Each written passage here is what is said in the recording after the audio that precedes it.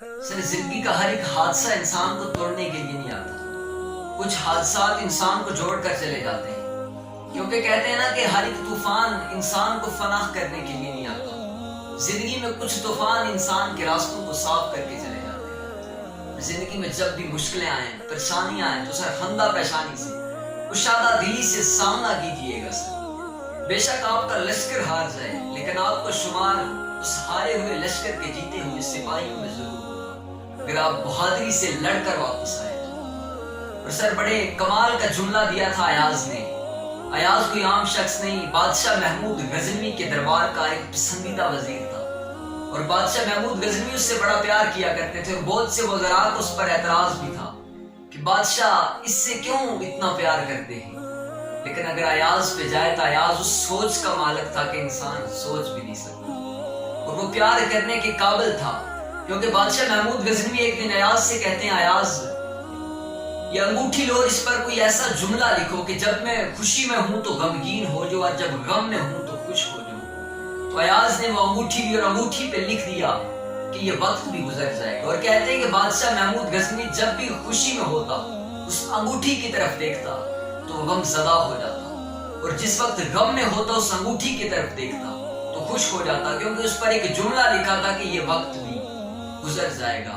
اور بادشاہ یہ جان چکا تھا کہ اگر خوشیاں ہیں تو انہوں نے بھی گزر جانا ہے، اور اگر زندگی میں غم آئے ہیں تو انہوں نے بھی گزر جانا ہے. اس لیے سامنا کر کے آگے چلیے، کیونکہ غم تو انسان کی زندگی کا حصہ ہوتے ہیں، اور جو چیز انسان کی زندگی کا حصہ ہوتی ہے وہ اپنے ہونے کا حق بھی ادا کر کے چلتی ہے.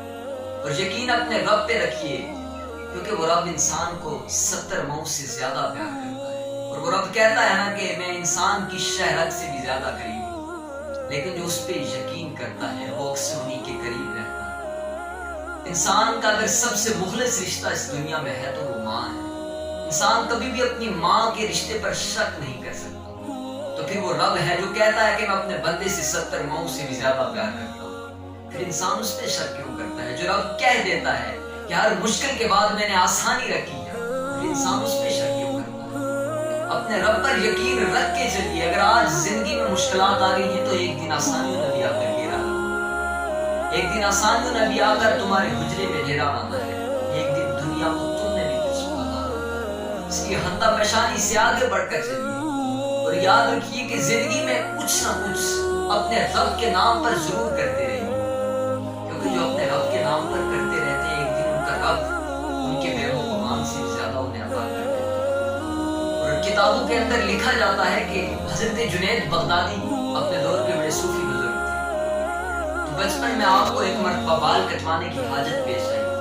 آپ ایک حجام کی دکان پر جاتے ہیں اور جا کر حجام سے کہتے ہیں کہ میرے پاس تمہیں ادا کرنے کی یہ رقم تو نہیں ہے، لیکن آج خدا کے نام پر میرے بال کاٹ دو گے. تو حجام آگے سے ایک انسان کو کرسی سے اٹھاتا ہے اور سر چوم کر حضرت جنید بغدادی کے بچپن کا وہ ہے اور انہیں کرسی پہ بیٹھا دیتا کہ آج کوئی نہ کوئی تو آیا ہے جو خدا کے نام پر لینے آیا ہے.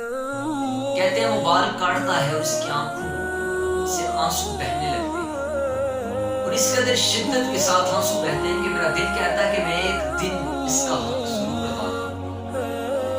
وقت چلتا رہتا ہے، اور ایک لمبے عرصے کے بعد جب حضرت جنید بغدادی ایک بڑے صوفی بزرگ بنتے ہیں، تاریخ کی کتابوں میں لکھا جاتا ہے کہ آپ کو وہ واقعہ یاد آتا ہے کہ میں نے اس کا حق ادا کرنا ہے. ایک دن اس نے خدا کے نام پر میرے بال کاٹے. آپ کچھ رقم لے کر اس کی دکان پر جاتے ہیں، اور جب رقم ادا کر کے کہتے ہیں، واقعہ سناتے ہیں کہ ایک وقت تھا کہ میں نے تم سے خدا کے نام پر بال کٹوائے تھے، آج میں وہ حق ادا کرنے کے لیے آیا ہوں، اور جو رقم دے رہا ہوں یہ وہی رقم ہے جو تم نے میرے بال کاٹے. اور کہتے ہیں کہ اس وقت وہ حجام بڑے کمال کا جواب دیتا ہے. حضرت جنید بغدادی سے کہتا ہے، حضرت جو کام خدا کے نام پر کر لیے جائیں اس کا صلہ کبھی بھی مخلوق سے نہیں مانگا کرے. یاد رکھیے کہ اگر آپ نے زندگی کو جینا ہے اور خدا کے نام پر جینا ہے تو پھر خدا کے نام پر کچھ نہ کچھ ضرور کیجیے گا، اور صلہ ہمیشہ اپنے رب کی ذات سے مانگیے گا، کیونکہ اس رب کا وعدہ ہے کہ جو میری راہ میں ایک لگاتا ہے اسے 70 گنا بڑھا چڑھا کر دیتا ہے. والسلام.